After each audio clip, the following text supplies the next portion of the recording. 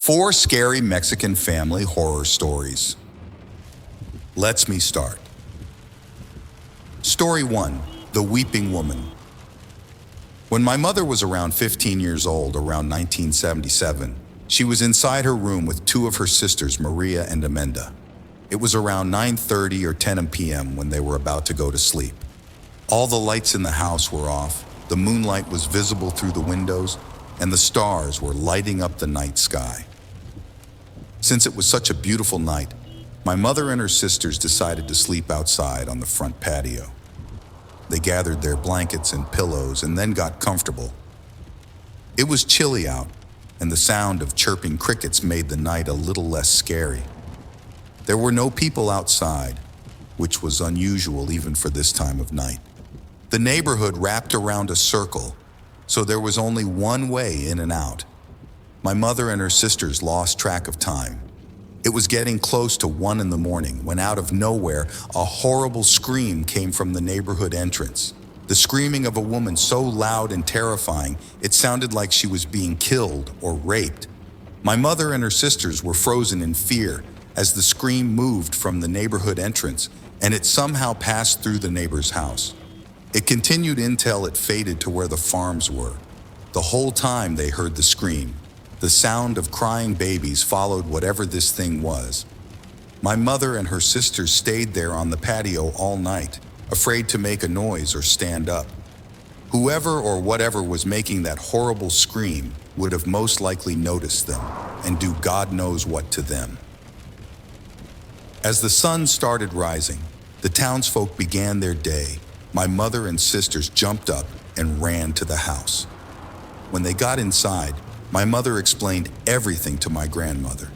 Suddenly, my grandmother's face went white with fear. She then explained that it must have been the weeping woman who drowned her two sons after her husband cheated on her with a younger woman. She then drowned herself after realizing what she had done, as she could not live with the guilt. When she tried to enter the gates of heaven and confronted God, He punished her to walk the earth for all eternity until she found the bodies of her children. Only then will she be able to be forgiven. As far as anyone knows, this was long after Spain colonized Mexico and the first generations of Mexicans came to be. This story passed down from family to family intel. It became a horror legend in Mexico and throughout all Latin America and has horrified children and adults alike for centuries. Story 2. The Weeping Woman, Part 2. 1 week after my mother got married to her husband Jose in her hometown of Cortázar, Mexico, she experienced something terrifying. They decided to celebrate their honeymoon at her house. She was pregnant with my oldest brother Diego, who is the oldest of my siblings. The year was 1981. My mother was 18, around 6 to 8 weeks pregnant, so it was still not noticeable. She felt happy that she was staying at her childhood home. The night was cold, and the stars and moon illuminated the night sky as the sound of crickets could be heard from all around the landscape. My mother and Jose were inside her room when she felt hot and asked Jose, "It's scorching in here. Can we go outside? It's such a beautiful night." Jose responded by saying, "You want to sleep outside? Where exactly will we sleep?" He answered, "Let's climb to the roof. It's not that high. We can lay there. It's flat, and we can place our blankets there and sleep," she added. My mother and Jose were talking and counting the stars to pass the time. It was around 10 or 10:30 p.m. As they continued to enjoy the night, the neighborhood started to get more silent and silent. As it neared around 1 a.m, my mother was about to fall asleep when suddenly, a loud and horrific scream came from down the street.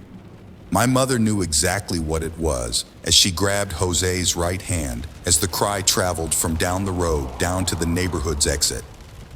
The scream continued until it faded away. As soon as the coast was clear, they threw their blankets and pillows down the patio, then climbed back down to the room.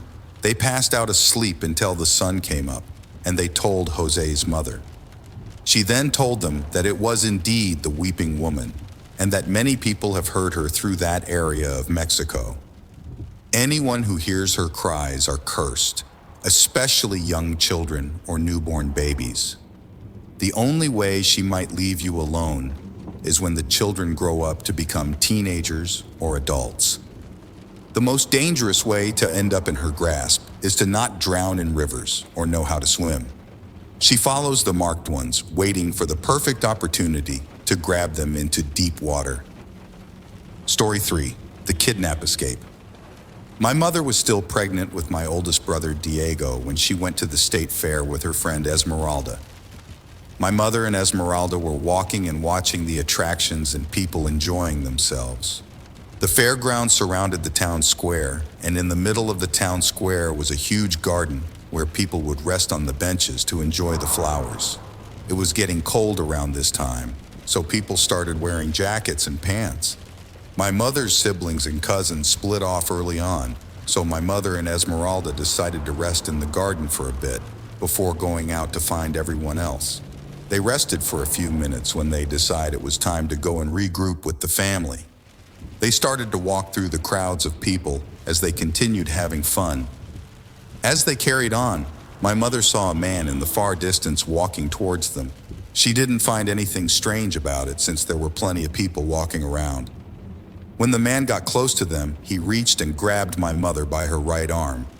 "Let me go, get off me!" she screamed as the man pulled harder in the opposite direction. "Oh my God, you're so beautiful, I'm taking you with me," he yelled as he continued to pulling her with him, as Esmeralda followed right behind them. "Please stop, I'm pregnant," my mother screamed as the bystanders started to see what was going on. "No, you're not," the man shouted. "Yes, she is," Esmeralda screamed as she grabbed the man from behind. My mother then unzipped her jacket with her left arm, exposing her enlarged stomach. As the man stopped and looked at her, "Oh yes, you're right, you are pregnant, I'm so sorry," he said as he let go of my mother's arm. He then calmly walked away, disappearing into the crowds of people. My mother and Esmeralda eventually found the rest of the family and took the bus back home. The next night, my mother decided to stay, and when Esmeralda came home, she told my mother that she saw the same man with a group of other men following and catcalling a group of young women. I don't want to know what that man was trying to do with my mother, but it was most likely nothing good. He might have been a serial killer or rapist, as in the older days. Men would kidnap women they found beautiful and force them to marry them, or, in some worse cases, even kill them. He might have felt guilty in taking pregnant women, so maybe that was what saved my mother from a terrible fate. Story 4. The Wife Killer. My mother was still pregnant with my oldest brother Diego when she experienced one of the scariest moments of her life. It was around 9:30 in the morning. My mother was sweeping the kitchen floor when her cousin Letty ran into the kitchen and told my grandmother Maria. "Did you hear what happened?" as she gasped for air. "No. What happened?" Maria answered.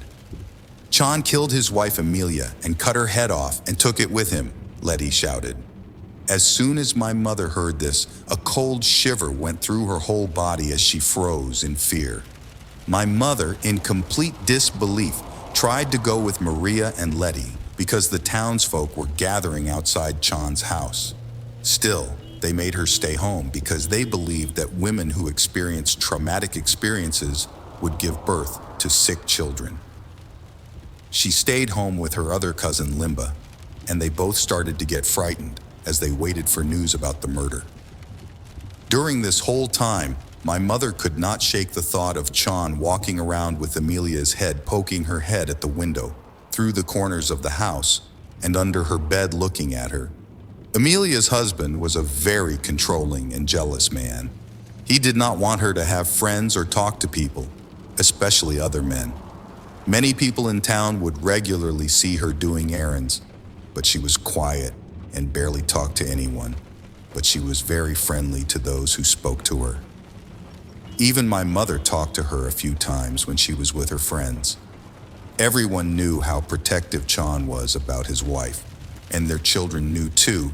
They would also argue a lot in public and at their home. Many people would also see her with Marks, bruises and scratches, and she would always come up with stories about having accidents and falling all the time, but many knew the truth. On the day of the murder, they must have had an intense argument so bad that Chon ended up choking Amelia to death and then grabbed a machete he owned and sawed her head off. Their youngest son, Gabriel, who just started to crawl, started crying in his crib and saw the whole thing unfound. No one else was home when this happened. Chon's mother arrived home and saw that the door was wide open, so when she heard Gabriel crying, she ran to his room. She tried to open the door, but it was locked from inside. She grabbed a chair and peeked through the door window and saw Gabriel in his crib. She could see Amelia's bed covered in blood, but she was not in the room. She then fainted from the shock. About 30 minutes later, her sons got home and found her on the floor. They woke her up, and she explained what was happening, so one of her sons ran to get the judge and police of the town. When they got to the house, they opened the door with bolt cutters, and they grabbed Gabriel and took him out of the room. They saw the blood on the bed and saw that blood was also coming from under the bed. So one of the police officers looked under and saw Amelia's headless body folded in half under the bed. When Chon's mother was informed about what the police found, she started to scream uncontrollably as her sons tried to calm her down. The number one suspect was Chon, since he was the only one home with Amelia and their son while everyone else was out. As the police searched for him, they ran into people who did not know about the murder.